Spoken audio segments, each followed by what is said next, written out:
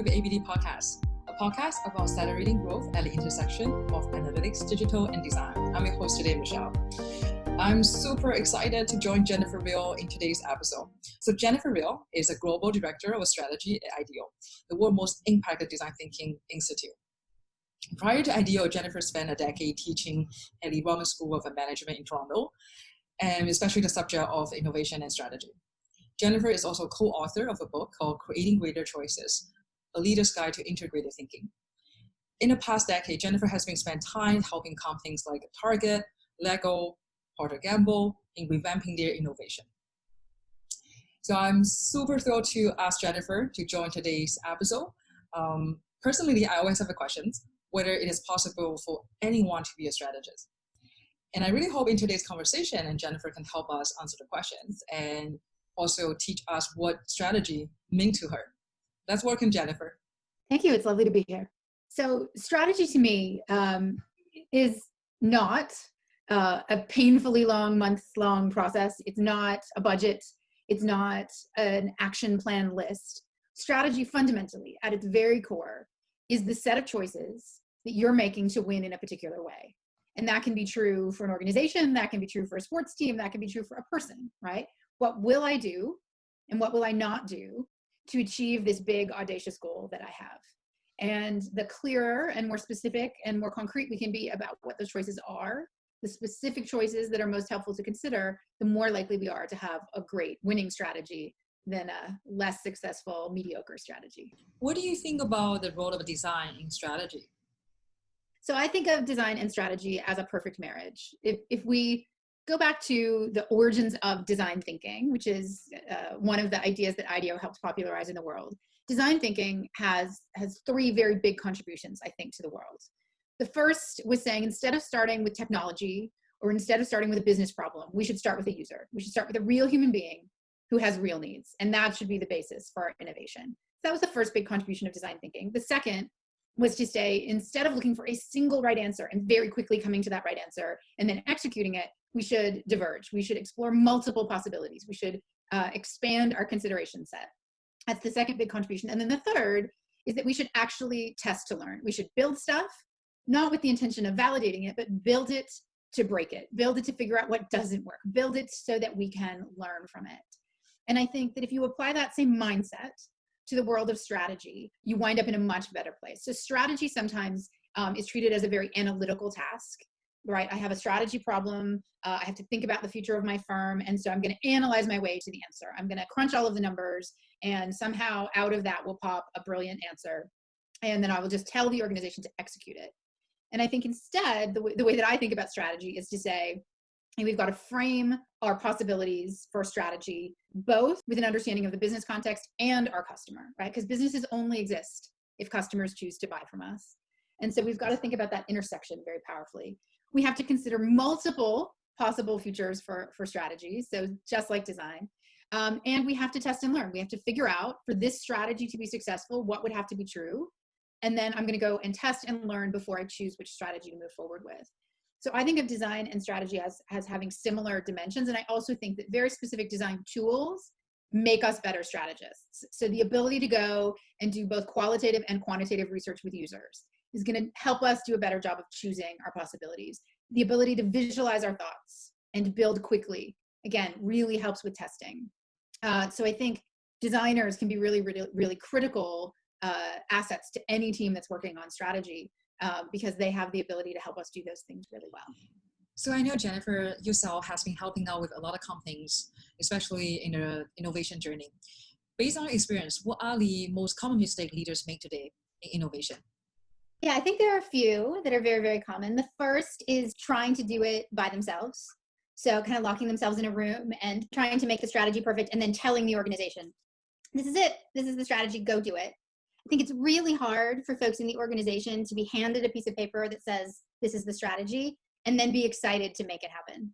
Right? I think that's very, very challenging. I think the second big mistake they make is failing to make real choices, trying to be everything to everyone. So in order to have a winning strategy, you have to be able to say no to some things. Because if you think about any company you know and love, if they are trying to do everything for everyone, they are probably over-serving their worst customers and underserving their best customers. The exact opposite of what you would want, right? And so we want you to be able to say, in order for me to win in the way I'm choosing, I'm not going to do these things. I am going to do these others. And I think so the second big mistake leaders make is trying to do everything, trying to hedge their bets instead of really choosing and executing along the line of that choice. And I think the third one is defining winning solely in terms of the stock price of the company. So about 50 years ago now, there was a very famous article that said the entire purpose of an organization is to serve its shareholders. And what that has produced in far too many companies is managing to the stock price and managing to the quarter. So if you've ever been on a team and you know you need some more resources to deliver on your project and you've been told we can't give you any money right now because then we'll miss our quarterly numbers, you've experienced what this means. Many companies have starved the innovation out of their organization in service of a higher stock price, which works today, but you're sort of betting your today against tomorrow. You're giving up tomorrow by not investing in innovation, by not having robust innovation teams who are thinking about the next frontier, the next thing that we need to do tomorrow. So I think there's a disconnect between what the top management thinking are important in terms of the share price versus what the rest of the team are thinking is important. And maybe beyond all the stock price and shareholders' return, there's a higher calling about customer needs and wants. They are far more important than just the stock price. Absolutely. And I think innovation teams strategy is so important because think about how often you have 1 million things that are requested of you from the organization. I'm only slightly exaggerating, could do. And so innovation teams having their own strategy. What is it we exist to do? What is the core value we're creating for the organization? Is it about doing what we do today a little better? Is it about inventing medium length time horizon things that are near to the businesses we have today? Or do we exist to provoke the organization and to go much further out and to invent new business lines entirely? Those are very different skill sets. For sure. And trying to do all of them simultaneously with all of the requests on your desk, it's really hard to do that with excellence. So let me ask you a very hypothetical question. Imagine there's a Fortune 500 company is currently losing market share. In order to kind of connect with the employee and especially those innovation manager who has Brazilian things on their place, and the company is thinking of maybe start with a mission statement, start with what are the big goals we try to accomplish. So how would you suggest a company like that? Do you think we should all start with an objective and kind of a work from? Yeah, I'm not a tremendous fan of vision statements, I'll be honest. I think that you want to understand what your purpose is. Why do we exist? And you want to define the answer to 5 questions in order to have a strategy. So the 5 questions are, what is our winning aspiration? How are we as a group defining winning? So this is saying, 5 years from now, we will have won if, right? And so this is where you want to be able to say, winning is the organization is more effective and efficient, or winning is we've introduced 3 new companies that didn't exist 5 years ago, right? Those would be different ways of defining winning. You then want to be able to say, what's our playing field? Who do we serve? Who's our most important internal customer? Defining very clearly who you serve. What are we offering? Are we doing the innovation projects ourselves? Are we doing it shoulder to shoulder with internal teams? Are we training the rest of the organization in what innovation is? Are we doing design and delivery, or just one or the other? Are we a lab? Are we an integrated team, right? So what are we really offering? Are we doing it globally? Are we doing it regionally? All of those sorts of playing field questions. Then, how do we win? What is our competitive advantage? And for an innovation team, you have to think about compared to what. So what is our advantage compared to what? And you can think of it as all the other ways innovation could happen in this company.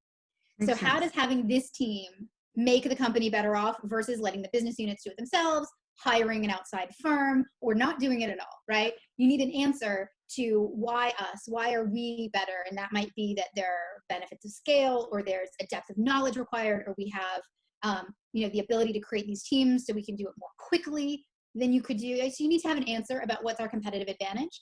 And then the last 2 questions, what capabilities will we need? So do we need design thinking capabilities? Do we need software engineers? Do we need agile scrum leaders? What are the capabilities that we need? And then what are the systems that we need to have in place? What actually enables us to do our work together and achieve that aspiration?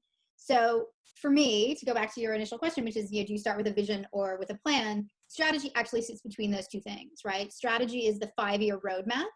And then you do need an annual plan or a 3-month plan or a weekly plan, depending on how fast you're moving and the size of your organization, that makes sense given the strategy, that fits within it. So if that's where we're trying to be 5 years from now, this is what I have to do this year.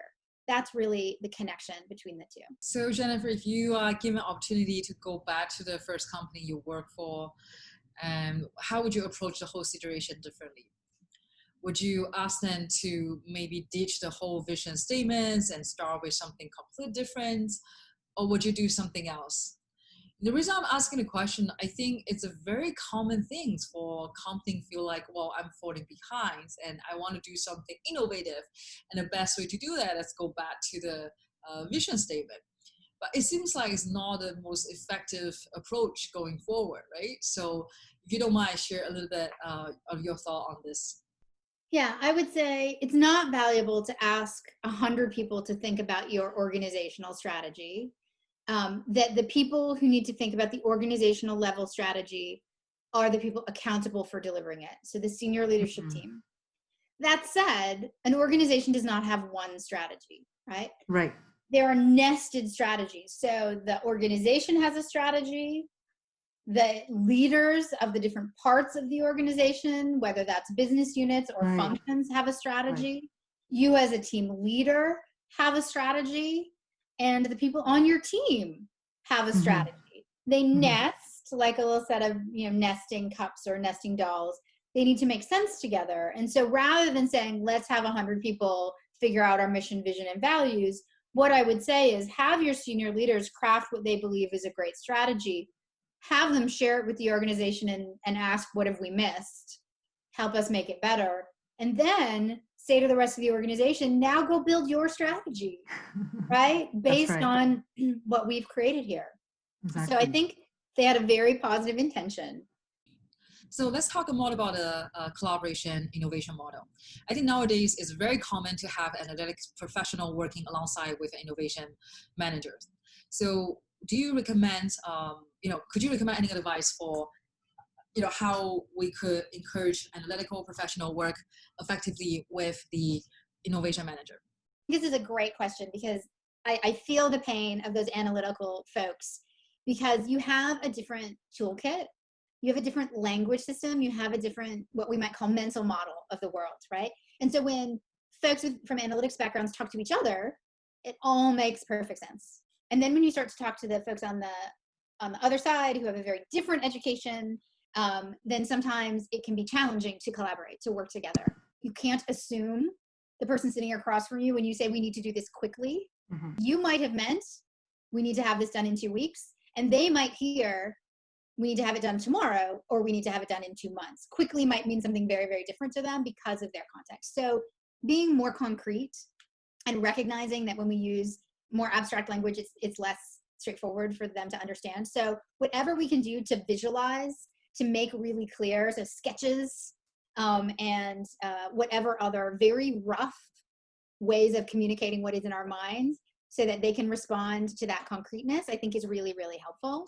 I think that folks with science and statistics and analytical backgrounds are actually great strategists because they're very, very curious about understanding the world as it is. And then the challenge can be, okay, now let's imagine what it could look like. And so it's also about practicing your ability to say, well, that's what the data said. Now, what could I do differently? How could I change the world based on, if I designed it differently than it is today? I know you talk a lot about testing in other podcasts. So I just want to maybe ask you a question. What do you think about the importance of testing, especially in today's environment? And also, if you can suggest some advice for someone who's also analytical, and what's the best way to work with people with very distinct background, especially in the testing phase? So I think of testing as being very, very aligned with how folks who come from analytics backgrounds think already, because it's really the scientific method. I have a hypothesis and I'm going to go test it. And recognizing that there are many different levels of resolution of test, right? You can build something very basic, a basic wireframe, or you can, ask a little data set, some questions, right? Or you could go much bigger and try to get to statistical significance and scale. And so I think what we want is the ability to do tests of all sizes, right? To think, what is the lowest resolution, cheapest version of this test that gives me a little bit of a sense of direction and some confidence to move forward? And then over time, what are the tests that get bigger and more scaled? And what is it that I'm testing each time? So if you think about your data science, if you change too many things all at once in your parameters and it goes wrong, it's really, really hard to know what went wrong. And similarly, if you try to test too many things all at once, then it can be hard to make sense of the outcome of the test. So trying to define smaller bite-sized tests of the things we most care about is very, very important. So if I want to understand what consumers feel about a price change, and what they feel about the color of the package, and what they feel about the brand, and what they feel about the name, and I change everything all at once, and the customer says, I hate it, I would never buy that. Okay, what caused that reaction? So we'd rather test smaller increments to get us to the point where we can test the whole thing. And I think the way that we want to be able to collaborate with folks from different functions and different backgrounds is to first have a conversation to understand, for anything that we want to test, anything that is out there, what would have to be true for this to be a success, right? What would have to be true for what we want to learn to be a rousing success? And then figure out how to design a test to determine to what extent that thing actually is true. And the more you can do the thinking process and the test design together, the more likely you can then go and divide up the work and go execute the tests individually, depending on who's most skilled against the various different tests. So I know, Jennifer, you work with a lot of great strategists in the past. So could you share with us some exemplifier traits of those strategists in common? So what's interesting to me is that I've met some great strategists, and they come from all different backgrounds. So engineers make great strategists, artists make great strategists, English literature majors can make great strategists. It's really about mindset, right? It's about a desire to bring together the rigor of analysis and the imagination of creativity to actually make real choices, to help an organization move forward. And so I think between those two things, the sort of the ability to balance the two sides of our brain and the different toolkits, that makes a great strategist. I think another thing that makes a great strategist is a desire to work together with others. As I've said, I don't think it's very easy to be a strategist all by yourself. It sometimes happens. I think Steve Jobs was a masterful strategist, and he mainly did it all in his own mind. But there's been one Steve Jobs, right? Mm-hmm. The rest of us are not Steve Jobs, and that's probably good for us for many reasons, right? And so rather than trying to have it all in our own heads, the ability for you, Michelle, and I to together figure out what are the possible choices, how would we test them, and how do we want to make a choice, I believe we would wind up in a better place. So those are really the two things that I think are really critical for being a great strategist. Well, let's talk more about integrative thinking. And I think you wrote a book about integrative thinking. If you don't mind, share with us some of your example of using the concept of integrative thinking and helping a company revamp strategy and become successful. Integrative thinking is a tool we use alongside strategy. So in strategy, we say you have to make real choices, you have to make trade-offs, or you're not going to win. But sometimes you'll look at the choice in front of you. I can either do this or I can do that. You look at it and you say, ugh, like those are awful, like choosing is awful. Neither of those are good enough. Or if I choose one, I'm giving up too much of the other. I genuinely don't believe I can win if I make this trade-off. So integrative thinking is a tool you can use to say, okay, is there a solution that takes the best of this option and the best of that option and creates something new? A new possibility that doesn't exist today, a new way of solving the problem that begins with the raw materials of the choices in front of me. And so in the book, we write about Lego. So I think everybody in the world loves Lego, except for maybe moms and dads who step on it too much and then they don't love it in that moment. But Lego, of course, is a still largely based in Denmark. It's a Danish toy company that makes little plastic bricks. Largest toy company in the world, one of the most successful toy companies in the world. And they don't make anything else. They just make Lego. And so what they did do for a very long time is licensing relationships. So a big movie company would come to them and say, we would like you to make Lego based on the Star Wars movies, or we would like you to make Lego based on the Harry Potter movies. And they would do that and they'd split the money. And then over time, they're like, well, actually, we could do a video game or something that is based on the Lego characters. So like a Lego Star Wars video game. And those were also very successful and they split the revenue. So before long, someone comes along and says, well, why do we have to split the revenue with these entertainment companies? Couldn't Lego just create its own entertainment? Couldn't Lego make its own characters and its own movies? And Lego said, that sounds like a good idea. We don't have to split the money with anyone. And so they made a movie. And it is not the movie you're thinking of. Because before the big famous Lego movie, they tried before and they made a movie called The Adventures of Clutch Powers. Never heard about that. You've never heard of it. You are not alone. Very few people have heard of it. And that is because, in the words of their former CEO, Jorgen Big-Knudstrup, it was not a very good movie. And it was not a very good movie because they had struggled with a trade-off. And the trade-off was between making a great movie and protecting the Lego brand.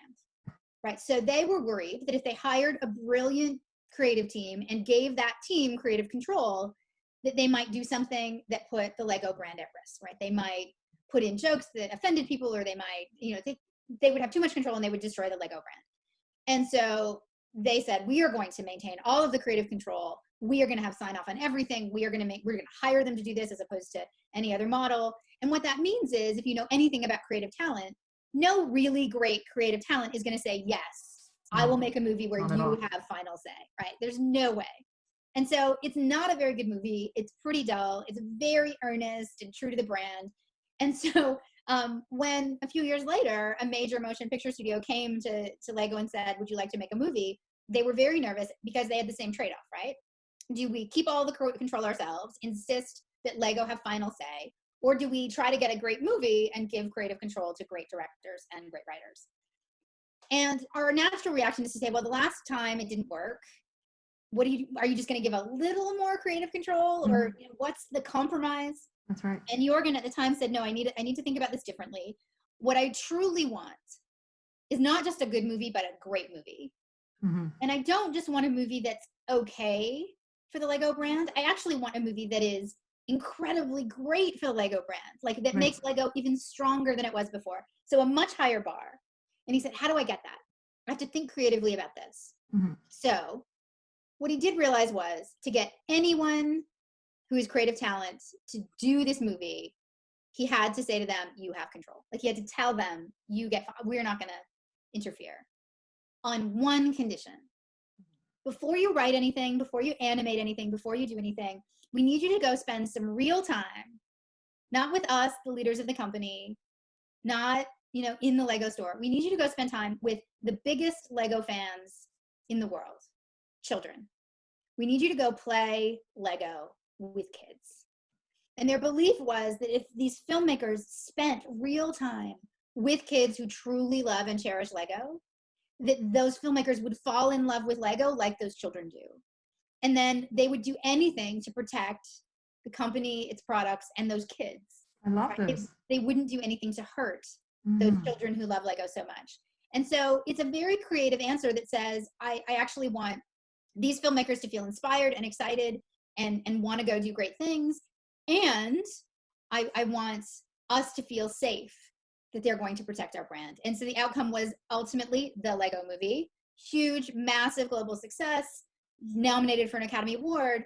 And of course, Lego was able to take all of those characters and turn them into Lego and make lots of money on the toys, right? So it actually was brilliantly successful, both as a film and for Lego's business. And that was really the kind of integrative thinking, bringing the best of both together, that we talk about and write about in the book. So, the pandemic has brought unthinkable harms and sufferings on one hand. On the other hand, we also saw imaginable innovation happening in terms of technology. So what you have been seeing so far in terms of how businesses has evolved from a strategic perspective? Yeah, I mean, we are in a moment of wild uncertainty. I think most of us have never lived through anything quite like this. If we're lucky, we've never lived through this kind of uncertainty, although certainly some folks have. And so I think trying to control it is probably not useful, right? What we need to be able to do is think about what do we believe has changed when it comes to consumers, when it comes to our employees, when it comes to the world we live in? What has changed permanently and what has changed just for now? Right. And what does that mean for the choices I need to make? So there were things we were told were impossible that we've now figured out actually possible. It is possible for massive organizations to have every single person more or less working from home. We were told that was impossible. Mm-hmm. Turns out it's possible. And so how do we think about what in our world has changed forever, what has just changed for now, and what do we need to do differently given that?